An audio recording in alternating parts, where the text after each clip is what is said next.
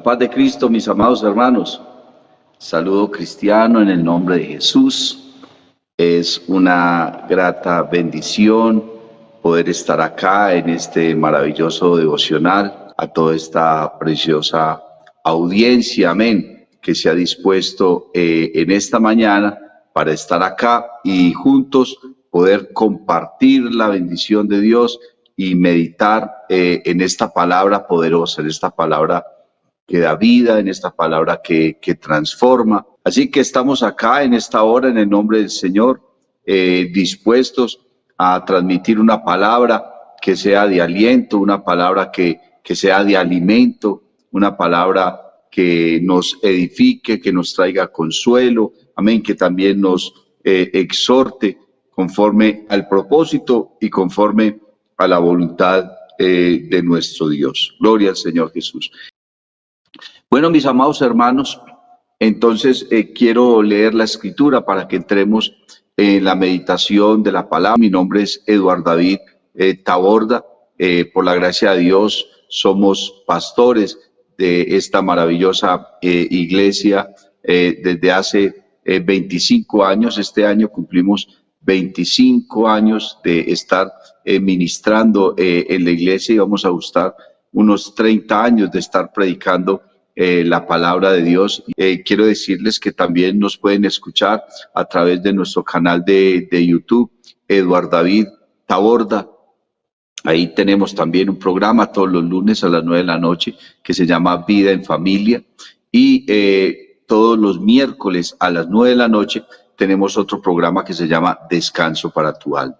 Los lunes son temas solamente de familia que tienen que ver con el aspecto de el fortalecimiento de nuestras familias, y los miércoles es un programa más doctrinal. Amén. Así que si quieren en algún momento acompañarnos, pueden buscar en nuestro canal Eduardo David Taborda y edificarse también allí a través de la palabra de Dios.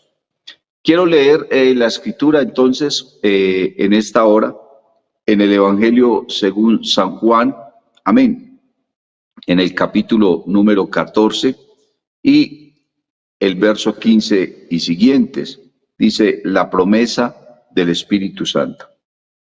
Si me amáis, guardad mis mandamientos, y yo rogaré al Padre y os dará otro consolador para que esté con vosotros para siempre.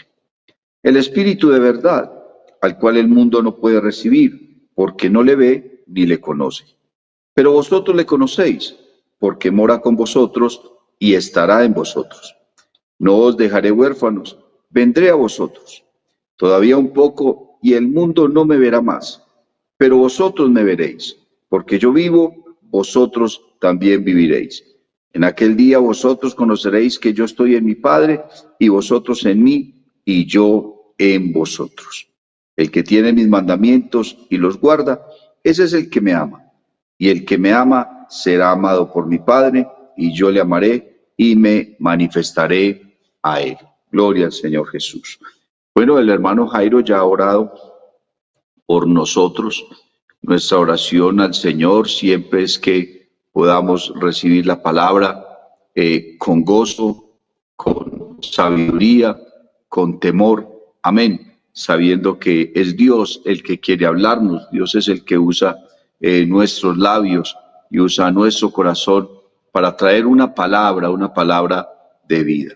Y la palabra produce un efecto poderoso en la vida de las personas. El Señor Jesucristo dijo: ya vosotros estáis limpios por la palabra que os he hablado.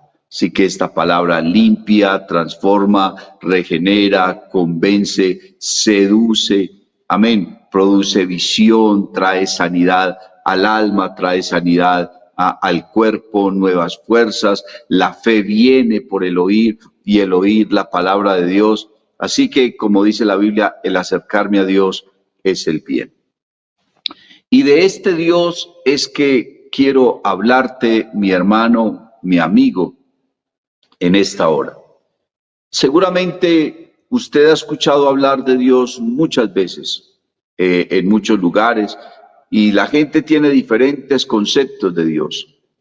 Pero yo quiero referirme no al Dios del mundo, no al Dios de las religiones, no al Dios de las naciones.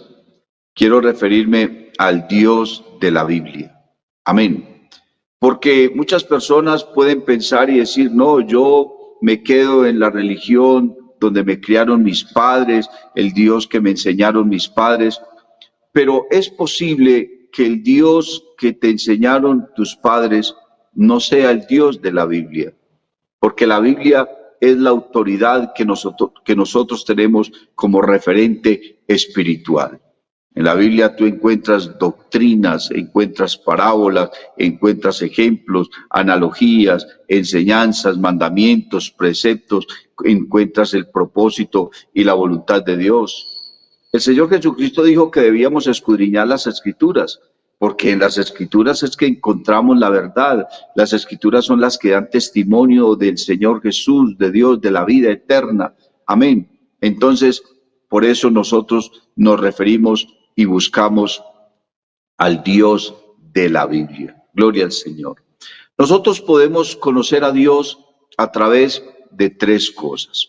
Uno, podemos conocer a Dios a través de la creación. La Biblia dice, los cielos cuentan la gloria de Dios y el firmamento anuncia la obra de sus manos. Amén. Un día emite palabra a otro día y una noche a otra declara sabiduría. No hay lenguaje ni palabra ni es oída su voz, mas por toda la tierra salió su voz y hasta el extremo del mundo sus palabras. También dice el salmista, cuando veo los cielos, obra de tus dedos, la luna y las estrellas que tú formaste, digo, ¿qué es el hombre para que pienses en él? Y el hijo de hombre para que tengas de él misericordia. Nosotros podemos conocer a Dios a través de esta creación maravillosa. No es sino mirar el cielo, mirar las estrellas, mirar una flor, mirar un niño, mirar el agua, sentir el viento, la naturaleza. A través de todo eso sentimos y sabemos que esto no viene de una evolución, no viene de una casualidad, sino que es fruto de la mano poderosa y creativa de un ser especial y maravilloso. Amén. Nosotros conocemos a Dios a través de las experiencias que hemos vivido con Él. Él nos ha llamado, nos ha perdonado, nos ha transformado, nos ha llenado con su Espíritu Santo, nos ha convencido, nos ha revelado su palabra, nos ha hecho nacer de nuevo. Dios ha hecho cosas especiales.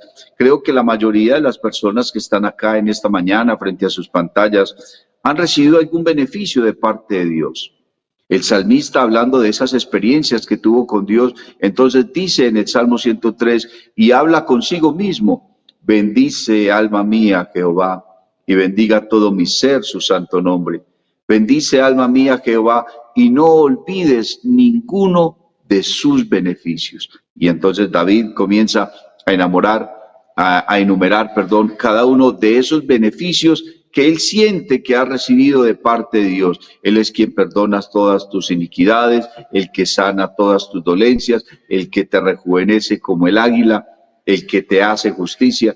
David comienza a enumerar todas las experiencias maravillosas que ha sentido con su Dios.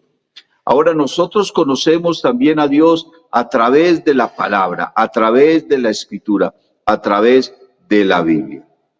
El apóstol Pablo dice, toda la Escritura es inspirada por Dios, es útil para enseñar, para redarguir, para corregir, para instruir en justicia, a fin de que el hombre de Dios sea enteramente preparado para toda buena obra. Del Dios de la Biblia es que yo quiero hablarte. La Biblia nos habla de un Dios que es todopoderoso, es omnipotente, de un Dios que es soberano, de un Dios que todo lo sabe, que todo lo conoce, de un Dios que es espíritu, de un Dios que es invisible, que es indivisible, que es creador, que es amoroso, que también es justiciero. Amén.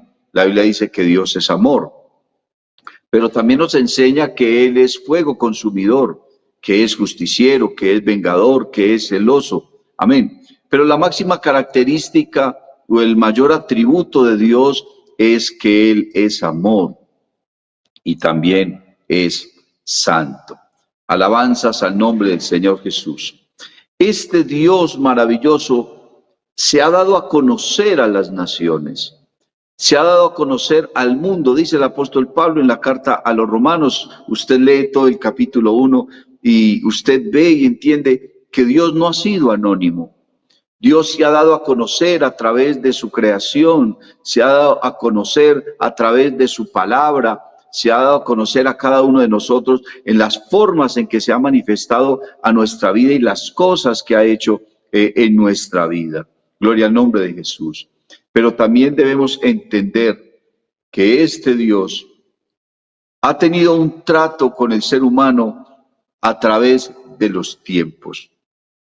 Y en cada uno de los diferentes tiempos y de las épocas a partir de la creación, Dios se ha manifestado al hombre y ha hablado al hombre muchas veces, de muchas maneras, dice el escritor a los Hebreos, que Dios ha hablado muchas veces, ha hablado de muchas maneras, ha usado muchas formas para manifestarse al ser humano. Estaba mirando que en la antigüedad, cuando estudiamos el Antiguo Testamento, miramos la manera como Dios se manifestaba a las personas y no se le manifestaba a todo el mundo. Habían unas personas a las cuales Dios se les manifestaba. Amén. Había algunas personas a las cuales Dios llenaba con su espíritu, llenaba con su presencia, con su poder, pero Dios se manifestaba a esas personas de manera temporal. Amén. Por un periodo corto o largo de tiempo, según las circunstancias, según la necesidad y según el propósito que Dios tuviera con la persona en ese instante. Por ejemplo, la Biblia habla de dos hombres, Bezaleel y Aholiab. Fueron dos hombres que Dios escogió, que Dios llamó, y dice la palabra que Él vino con su espíritu, entró en la vida de ellos y los inspiró para hacer obras de arte y obras primorosas en el templo que Él había mandado a Moisés para que construyera. Pero cuando ellos terminaron la obra, dice la Biblia que el Espíritu de Dios una vez más se fue de ellos. Hombres, por ejemplo, como Elías. Dios vino en el poder de su Espíritu y descendió sobre la vida de Elías, lo llenó con su poder y entonces Elías tuvo el valor para desafiar al rey, para desafiar a todo ese ejército del rey, a aquellos profetas de otros dioses, dioses como Baal. Y Elías, lleno del poder del Espíritu Santo, entonces convocó a toda la nación de Israel para hacer un sacrificio, y allí llegaron también los profetas de los diferentes dioses y les hizo un desafío, les dijo que debían elegir un sacrificio, un altar, y allí invocar el nombre de su Dios, y el Dios que respondiera con fuego. Entonces ese era el verdadero Dios al cual Dios debían de seguir. Usted conoce la historia, cómo los Baales entonces comenzaron a invocar el nombre de su Dios y no pasó nada. Gritaban, se hacían daño con sus cuchillos, con sus hachas, y por más que gritaban, no pasaba nada, y Elías hasta se burlaba de ellos. Luego, cuando fue el turno de Elías, entonces él levantó el altar, reconstruyó el altar, lo reparó, puso el sacrificio, derramó agua por todo aquel lugar y comenzó a invocar el nombre del Señor, y el fuego del cielo descendió, consumió todo el sacrificio y lamió hasta el agua, se secó el agua, y el pueblo supo que Dios estaba con Elías y que el Dios verdadero era Jehová. Gloria al nombre del Señor Jesús. Pero luego de eso, el Espíritu de Dios se apartó nuevamente de Elías. Y Elías entró en una tristeza y entró en una depresión, porque para ellos era frustrante saber que Dios venía a su vida, descendía sobre su vida y al cabo de un tiempo se iba.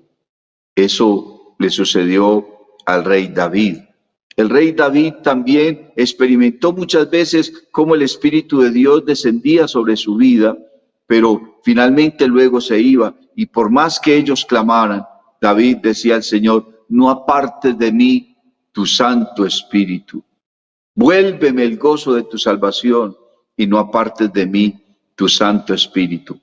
Todos estos hombres, Moisés, Elías, Eliseo, David, José, Daniel, todos ellos, hermano, experimentaron la presencia de Dios y experimentaron el poder del Espíritu Santo en sus vidas, pero por periodos cortos o algunos más largos de tiempo, pero finalmente el Espíritu de Dios nuevamente se iba de ellos. ¿A qué quiero llegar, mi amado hermano y amigo? La escritura que acabamos de leer contiene una promesa que el Señor Jesucristo le hizo a sus discípulos y por ende, hermano, por extensión, la está haciendo a la iglesia. Dios le está prometiendo a ellos y nos está prometiendo a nosotros que si lo amamos y guardamos sus mandamientos, entonces el Espíritu Santo ha de descender a nuestra vida, nos ha de llenar con su presencia. Y dice que el Espíritu de verdad, el mundo no lo puede recibir, el mundo no lo conoce, el mundo no sabe nada de él. ¿Por qué? Porque la Biblia dice que el hombre natural no percibe las cosas que son del Espíritu, porque se han de discernir espiritualmente y para él son locura. Esta promesa es para los que le aman, para los que le conocen, para los que guardan sus mandamientos, para los que le siguen. Amén. Y ahora, entonces el Espíritu de Dios desciende sobre la vida de los cristianos, desciende sobre la vida de aquellos que creen, que tienen confianza, que le aman, que le siguen, pero no ha venido para estar un periodo de tiempo. El propósito de Dios en esta dispensación de la gracia, en esta época en la que nosotros estamos, mi amado hermano, es venir a nuestra vida para quedarse, no para irse. Si el Espíritu de Dios se ha ido de la vida de alguien, no es porque Dios quiera irse, sino porque la persona con sus actos entonces ha contristado al Espíritu, ha hecho que el Espíritu de Dios se vaya de su vida. Bendito el nombre del Señor Jesús. Así que el Espíritu de Dios ha descendido a la vida de cada uno de nosotros, hermano, para morar definitivamente en nosotros. ¿Y por qué necesitamos nosotros el Espíritu de Dios? El Señor Jesucristo le dijo a sus discípulos: pero recibiréis poder cuando haya venido sobre vosotros el Espíritu Santo, y me seréis testigos. Nosotros necesitamos al Espíritu Santo, ¿para qué? Para tener fuerzas y poder batallar contra nosotros mismos, contra nuestro carácter, contra nuestra concupiscencia, contra nuestras debilidades, contra nuestras pasiones y deseos, contra nuestro viejo hombre. Contra aquellas cosas que nos quieren debilitar y nos quieren arrastrar, hermano, a ese mundo de donde habíamos salido. Creo que lo primero que el Espíritu Santo comienza a ayudarnos a nosotros, y digo ayudarnos, no a controlarnos. Porque a diferencia, hermano, de lo que mucha gente dice, no sé usted cómo irá a recibir esto que le voy a decir, pero yo no creo y nunca he predicado que el Espíritu de Dios tome control de nuestra vida. Muchas personas oran y le dicen: Señor, toma control de mi vida. Y muchos predican y dicen: Señor, toma el control de la vida de las personas. Pero yo quiero, hermano, con todo respeto y con los ministros que seguramente nos están escuchando y tantos maestros que tenemos en la iglesia, yo nunca he creído que Dios quiera controlar la vida de nadie.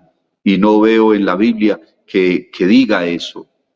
Creo que Dios trabaja en la vida de las personas en la medida en que nosotros tomamos decisiones, o si no, no tendríamos libre albedrío. Si Dios tomara control de nuestra vida, entonces estaría atentando contra el libre albedrío. Y lo primero que Dios le dio al ser humano fue libre albedrío. Le dio la posibilidad de hacer el bien o de hacer el mal. Dios nunca controló a Adán. Dios nunca controló la vida de nadie. Es una fuerza que nosotros, si la sabemos usar, podemos hacer cosas maravillosas, el poder de Dios en nuestra vida. Pero Dios no obliga a nadie, Dios no controla la vida de nadie. Si eso fuera así, nadie se apartaba, nadie pecaba, nadie tenía concupiscencia, no había que programar nada en la iglesia, la gente vendría automáticamente, la gente buscaría a Dios automáticamente, la gente no tendría problema en madrugar, en esforzarse, en ayunar, en hacer una cantidad de cosas. No, Dios no controla la vida de nadie. Él nos da el poder de su Espíritu Santo y el que sabe aprovechar ese poder que está en su vida, entonces puede hacer cosas maravillosas porque tiene a Dios de su parte, porque tiene ese poder, porque tiene esa autoridad. Pero Dios trabaja en nuestra vida en la medida en que nosotros tomamos buenas decisiones. Yo no puedo decir, hermano, que yo nací para ser pastor, que mi destino era ser pastor. No, Dios me llamó a mí al arrepentimiento, me llamó a mí a la salvación, me llamó a ser santo, me llamó al ministerio, pero fui yo el que tomé la decisión de obedecer o no. Fui yo el que acepté el llamamiento de Dios.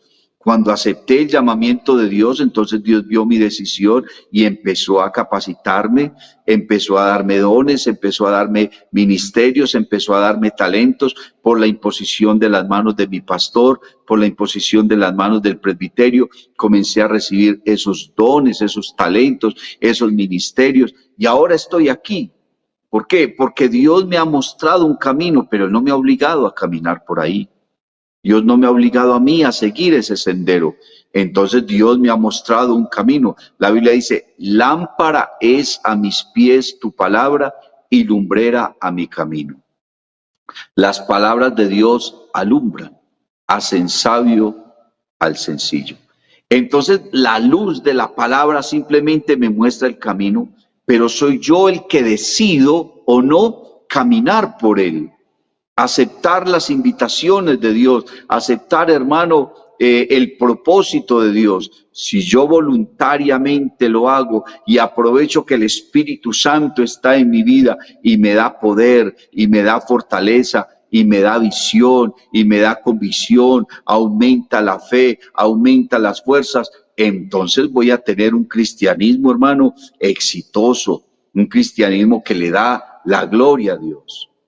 El Señor Jesucristo le dijo a la mujer samaritana, Dios es espíritu, y los que le adoran en espíritu y en verdad, es necesario que le adoren, porque tales adoradores busca el Padre que le adore. Pero dice, y los que le adoran en espíritu y en verdad. O sea que es la decisión de cada persona, la manera como adorar a Dios. Es la decisión de cada persona cómo servir a Dios, cómo seguirle, amén, cómo amarle, cómo estar a su disposición. Si yo me dispongo, y la Biblia cuando dice en espíritu y en verdad, está queriendo decir con una buena actitud, porque cuando la Biblia habla del espíritu del hombre, está hablando de su actitud, está hablando de su comportamiento, de su visión, de la manera como queremos hacer las cosas. Entonces, si nosotros la hacemos con la mejor actitud, y cuando dice en verdad, quiere decir con una vida transparente. Alabanzas al nombre del Señor. Cuando dice en espíritu y en verdad, no simplemente se refiere a tirarse al suelo y llorar y gritar. Seguramente todo eso puede formar parte de tu devoción. Pero cuando dice en espíritu y en verdad, se está refiriendo a una vida transparente, a una vida limpia. Dice la Escritura, apártese de iniquidad todo aquel que invoca el nombre de Jesús. En espíritu, o sea, con una actitud positiva, con una actitud de humillación frente a Dios, de reconocimiento. Porque cuando uno se humilla delante de Dios y reconoce su grandeza, entonces Dios desciende sobre la vida, nos llena y obra en nuestra vida con poder. Recuerde que Dios le dijo a Salomón, si se humillare mi pueblo, sobre el cual es invocado mi nombre, y oraren, y se arrepintieren de sus malos caminos, entonces yo oiré desde los cielos, perdonaré su pecado, sanaré su tierra. Gloria al nombre del Señor Jesús. Pero todo esto se hace de manera voluntaria. Si el Espíritu de Dios desciende sobre tu vida, no desciende para irse al otro día. Él desciende sobre tu vida porque quiere morar en ti, quiere constantemente fortalecerte. Pero esta relación del Espíritu de Dios con nosotros en nuestra vida depende de nuestra vida de devoción, de nuestra vida de consagración, de nuestra vida de oración, de nuestra vida en torno de la búsqueda de la palabra de Dios, en la manera como le alabamos, cómo le servimos, cómo nos postramos, cómo nos humillamos. Porque si tú no haces estas cosas, entonces, ¿qué va a pasar contigo?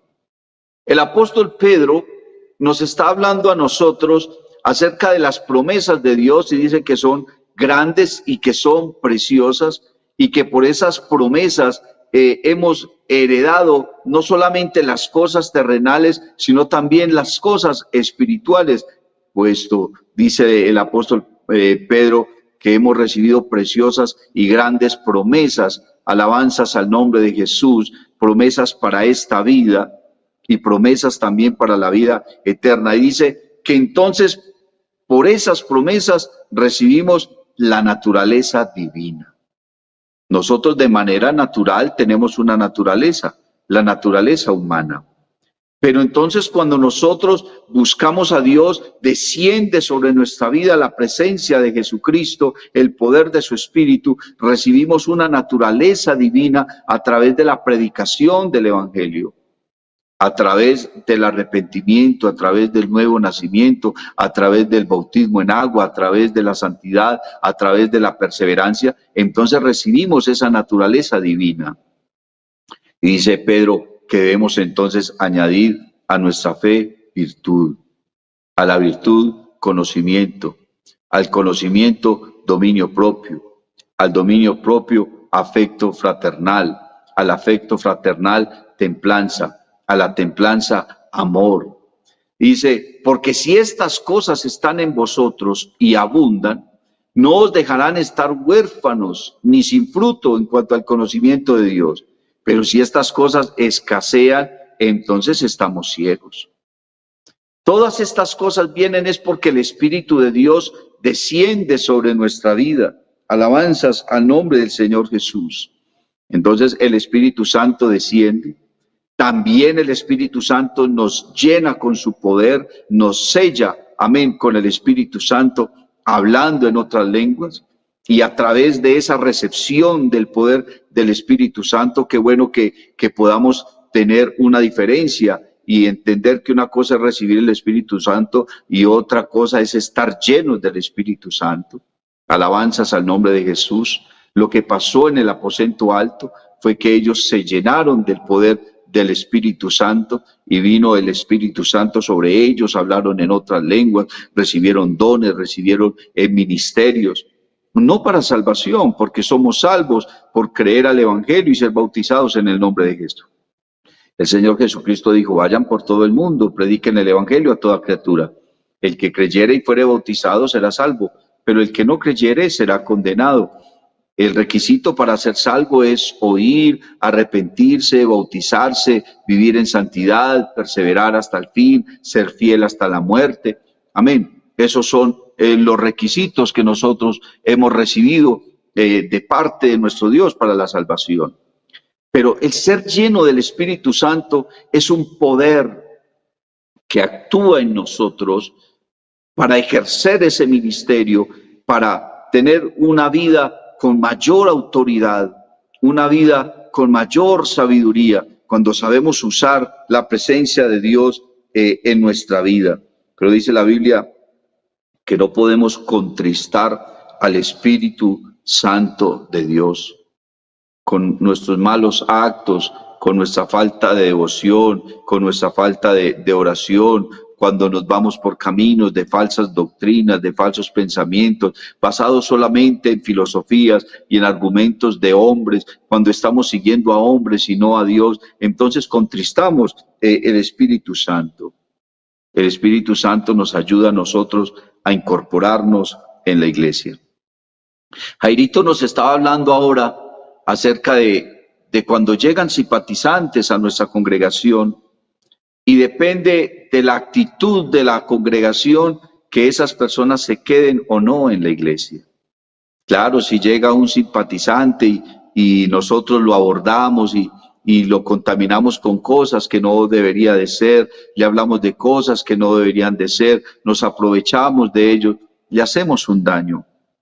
Pero aún en medio de todo eso, porque el trigo crece aún en medio de la cizaña, y en toda casa dice la Biblia que hay utensilios de barro y hay utensilios de oro, unos para usos honrosos y otros para usos viles. El Espíritu de Dios es tan glorioso que aún en medio de todas esas circunstancias, porque seguramente cuando usted llegó a la iglesia también le pasó lo mismo. Lo abordaron, encontró buenos creyentes, encontró otros no tan buenos creyentes, encontramos todo ese tipo de cosas. También a mí me sucedió, pero el Espíritu Santo nos guardó, nos ayudó, produjo en nosotros convicción y empezamos a entender que no todos los que están en una congregación forman parte de la iglesia, que no todos los que están en una congregación están allí para edificar, algunos están para destruir, para derribar, para dañar, porque eso es lo que hace el enemigo, siembra cizaña en medio de la congregación. Pero el Espíritu de Dios nos ha traído, nos ha incorporado en la iglesia, nos ha dado ese poder y esa autoridad para decirle no al pecado, para negarnos a nosotros mismos, para poder nacer de nuevo. Nos ha concedido el arrepentimiento y nos ha concedido el perdón del Espíritu Santo, el perdón de nuestros pecados. Ahora, hemos iniciado entonces una vida cristiana y tú has iniciado una vida cristiana. Y el Espíritu Santo desciende sobre nuestra vida para guiarnos. La Biblia dice que el Espíritu de verdad o el Espíritu Santo nos guía a toda verdad.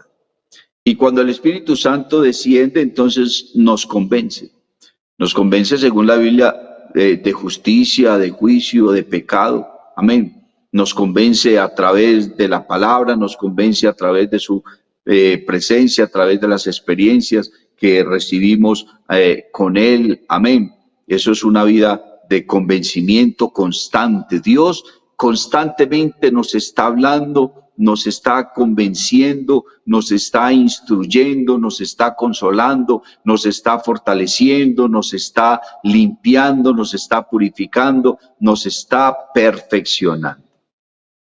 Y esto de la perfección, hermano, es una obra de Dios en nuestra vida, pero como decía antes, cuando yo permito que Él lo haga en mi vida, cuando yo permito que Dios obre en mi vida y yo voluntariamente me dejo llevar del Señor. El apóstol Pablo dice, hablando de la perfección, hermanos, yo mismo no pretendo haberlo ya alcanzado, pero una cosa hago, olvidando ciertamente lo que queda atrás y extendiéndome a lo que está delante, prosigo a la meta, al premio del supremo llamamiento de Dios en Cristo Jesús. Pero mire que si usted analiza las palabras de Pablo, todo lo que Pablo está diciendo denota una voluntad en él. Yo mismo no pretendo ya haberlo alcanzado, pero una cosa hago, olvidando ciertamente lo que queda atrás y extendiéndome a lo que está delante, prosigo a la meta, al premio del supremo llamamiento de Dios en Cristo Jesús. Hay un ánimo voluntario del apóstol Pablo por hacer estas cosas, por buscar a Dios. El Señor nos puso un ideal. Él nos dice a nosotros, sed pues vosotros perfectos como vuestro Padre Celestial es perfecto y está en el cielo. Gloria al nombre del Señor Jesús. Pero mire que también a través del salmista dijo el Señor, mis ojos pondré sobre los fieles de la tierra para que estén conmigo. El que ande en el camino de la perfección, éste me servirá. Amén. Es una voluntad de parte nuestra, hermano, entonces seguir al Señor, estar en este camino de perfección, tener cuidado de nosotros mismos. La Biblia dice, el que tiene esta esperanza, a sí mismo se purifica porque él es puro. Amén. Y el apóstol Pedro también hablando de esta perfección y de esta santidad dice, sed santos, porque yo soy santo. Y sin santidad nadie verá al Señor. El Espíritu de Dios ha descendido, hermano, sobre la iglesia. El Espíritu del Señor ha descendido sobre mi vida. Y seguramente el Espíritu del Señor ha descendido sobre la tuya o quiere descender sobre tu vida. Pero Él lo hará en la medida en que nosotros le busquemos. En la medida en que nosotros queremos conocer la verdad. En la medida en que nosotros nos esforzamos cada día. Alabanzas al nombre de Jesús por estar delante de su presencia. El Espíritu Santo ha descendido sobre gente inconversa. La misma Biblia lo dice. Usted lee el capítulo 10 de los Hechos de los Apóstoles. La Biblia habla de un hombre que se llamaba Cornelio. Era un militar romano, pero era una muy buena persona. Pero no descendió el Espíritu Santo sobre él solamente porque fuera buena persona, no. Pedro vino, le predicó el evangelio a él, a su familia, a los suyos, y en medio de la predicación dice la Biblia que descendió el Espíritu Santo y los llenó a él y los llenó a todos los que estaban en casa. Pedro creía que el poder del Espíritu Santo era solamente para los judíos, pero allí descendió sobre un hombre que era forastero, sobre un gentil. La palabra gentil en el contexto bíblico significa extranjero, peregrino, advenedizo, que no era de aquí, que las promesas no eran para él, y Pedro creía que esas promesas solamente eran para el pueblo de Israel, para el pueblo judío. Pero mire, descendió el Espíritu Santo sobre esas personas inconversas. ¿Cuántas veces hemos estado en la iglesia y el Espíritu Santo desciende sobre la iglesia y aún personas inconversas reciben el Espíritu Santo? Amén. No quiere decir que descendió sobre la gente porque era muy santa. No, el Espíritu Santo desciende para darnos poder, pero desciende sobre la vida de nosotros porque nosotros lo esperamos y lo recibimos con fe. En el momento en que se está predicando la palabra a una persona inconversa, puede activarse su fe de tal manera que permite que el Espíritu de Dios descienda sobre su vida. Gloria al nombre del Señor Jesús.